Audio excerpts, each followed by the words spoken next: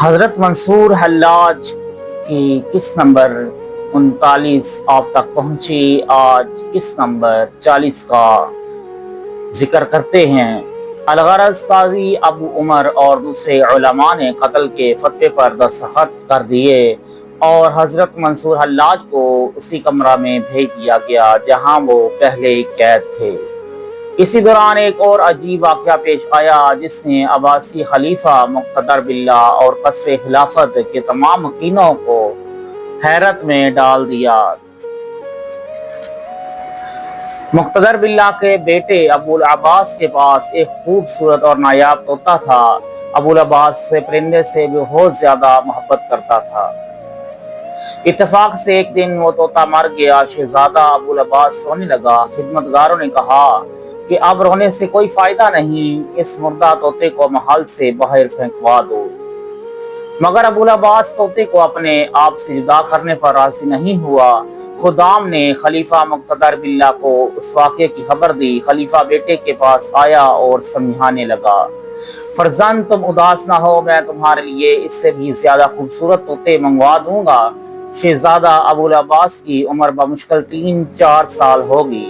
اس نے طفلانہ ضد کا مظاہرہ کیا اور باپ کے سامنے مچل گیا، مجھے یہی طوطا چاہیے، آپ اس سے زندہ کر دیں۔ مقتدر باللہ بیٹے کی ضد دیکھ کر پریشان ہو گیا، بیٹے تمہارے طوطے کو تمام انسان مل کر بھی زندہ نہیں کر سکتے، بس وہ اللہ ہی کی ذات ہے جو اس مردہ پرندے کے جسم میں دوبارہ روح ڈال سکتی ہے۔ تو پھر اللہ سے کہیے کہ وہ میرے طوطے کو زندہ کر دے۔ شہزادہ ابو العباس اپنی ضد پر قائم تھا اور اس کی آنکھوں سے آنسو جاری تھے۔ خلیفہ مقتدر باللہ بہت دیر تک مختلف بہانوں سے ابو العباس کی توجہ ہٹانے کی کوشش کرتا رہا، مگر جب وہ ناکام ہو گیا تو اچانک اسے حضرت منصور حلاج کا خیال آیا۔ حضرت حسین بن منصور کے بارے میں ان کے عقیدت مندوں، مریدوں اور پرستاروں نے یہ بات مشہور کر رکھی تھی کہ وہ اپنی روحانی طاقت سے مردوں کو زندہ کر دیتے ہیں۔ اس خیال کے آتے ہی مقتدر باللہ نے اپنے ایک خادم خاص کو قید خانے بھیجا اور اپنی اس خواہش کا اظہار کیا کہ شہزادہ ابو العباس کے طوطے کو دوبارہ زندہ کر دیا جائے۔ حضرت منصور حلاج خلیفہ مقتدر باللہ کے خادم کی بات بہت غور سے سنتے رہے، پھر کوئی جواب دیے بغیر کمرے کے گوشے میں چلے گئے اور پیشاب کرنے لگے۔ پھر اس کام سے فارغ ہو کر خادم کے پاس آئے اور فرمانے لگے، جو شخص اپنے جسم میں اتنی غلاظت کے لیے پھرتا ہے وہ کسی مردے کو زندہ نہیں کر سکتا۔ حضرت منصور حلاج کا مفہوم یہ تھا کہ انسان خود اللہ کا محتاج ہے، اس لیے وہ کسی بے جان جسم میں دوبارہ روح داخل نہیں کر سکتا۔ خادم چپ چاپ کھڑا رہا۔ حضرت منصور حلاج نے مختصر سے سکوت کے بعد فرمایا، تم نے جو کچھ اپنی آنکھ سے دیکھا ہے اور جو کچھ میں نے کہا ہے اسے منوعاً خلیفہ کے سامنے دہرا دینا۔ مقتدر باللہ کا خادم واپس جانے لگا تو حضرت منصور حلاج نے اسے مخاطب کرتے ہوئے فرمایا، ہاں یہ ضرور ہے کہ میرے لیے ایک ایسا بھی ہے جسے میں ادنا اشارہ کر دوں تو وہ پرندے کو اصلی حالت میں لٹا دے گا۔ علماء نے حضرت منصور حلاج کے اس قول کی تشریح کرتے ہوئے لکھا ہے کہ ان کا اشارہ حق تعالی کی طرف تھا جو اپنے خاص بندوں کی دعا قبول فرماتے ہیں۔ حضرت منصور حلاج کو حق تعالی کے ساتھ اپنے معاملات کا علم تھا، اس لیے پورا یقین تھا کہ ان کی دعا قبول ہوگی، اور یہی بات انہوں نے اشارتاً خلیفہ مقتدر باللہ کے خادم سے کہہ دی تھی۔ مختصر یہ کہ حاتم نے جو کچھ دیکھا اور سنا تھا خلیفہ کے روبرو بیان کر دیا۔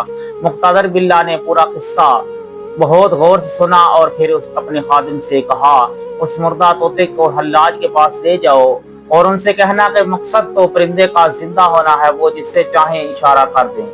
خادم دوبارہ قید خانے پہنچا اور حضرت منصور حلاج کے سامنے مقتدر باللہ کی خواہش کا اظہار کر دیا، لا پرندے کو میرے حوالے کر۔ حضرت منصور حلاج نے فرمایا، میں اس سے درخواست کرتا ہوں کہ اس طوطے کو زندہ کر دے۔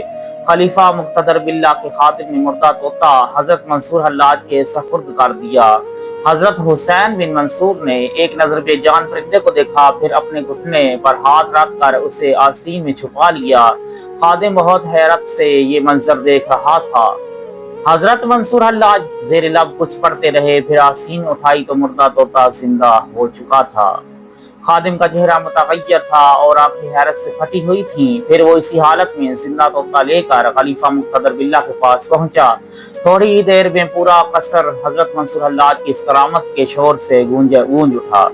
مقتدر باللہ نے اسی وقت حامد بن عباس کو تنہائی میں طلب کر کے کہا، تو نے جو اس شخص کو قید خانے میں ڈال رکھا ہے، آج اس نے شہزادہ ابوالعباس کے مردہ طوطے کو زندہ کر دیا ہے۔ یہ سن کر حامد بن عباس کے چہرے کا رنگ اڑ گیا۔